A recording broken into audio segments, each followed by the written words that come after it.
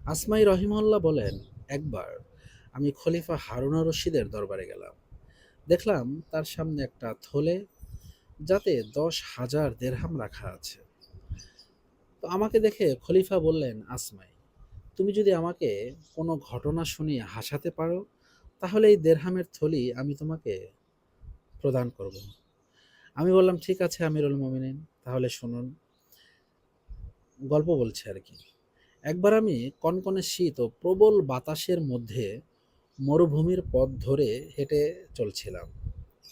হঠাৎ দেখলাম একজন বেদুইন লোক একটা ঝোপের মধ্যে বিবস্ত্র অবস্থায় বসে আছে।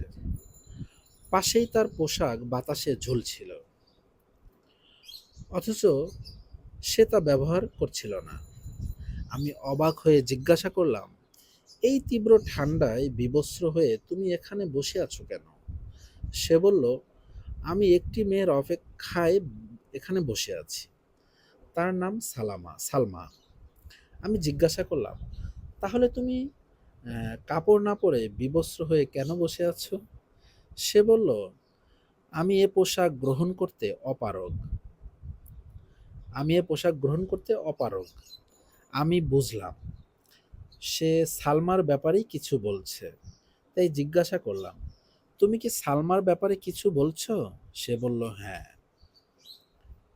তো এবার আমি তাকে আল্লাহর শপথ দিয়ে বললাম, কি সেই কথা, তা আমাকে শোনাও। সে বলল, আল্লাহর শপথ, তুমি আগে আমার পোশাকটি নিয়ে আমার দিকে নিক্ষেপ করো, তারপর আমি বলছি। তো আমি তার কথা মতো কাজ করলাম। এরপর সে কবিতার কয়েকটি লাইন পড়ল, যার অর্থ, সম্ভবত আল্লাহ সালমাকে নিয়ে আসবে আর সে এটি তুলে আমার গায়ে তুলে দিবে। এরপর একটি বৃষ্টি ভরা মেঘ আসবে, যা আমাদের পবিত্র করে দিবে। আমাদের উঠে যেতে হবে না। তো ঘটনাটি শুনে খলিফা হাসতে হাসতে চিত হয়ে শুয়ে পড়লেন এবং সেবকদেরকে বললেন, তাকে দেরহামের থলিটি দিয়ে দাও। আসমাই রহিমাল্লাহ থলিটি নিয়ে চলে গেলেন। আচ্ছা, কবিতার যেই মানে কয়েকটা লাইন বললেন সেটা আবার পড়ি। যে সম্ভবত আল্লাহ সালমাকে নিয়ে আসবে আর সে এটি তুলে আমার গায়ে তুলে দিবে।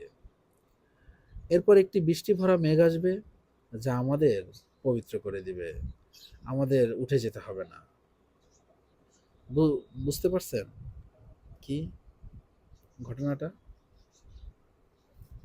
বুঝলে বলেন আর কি।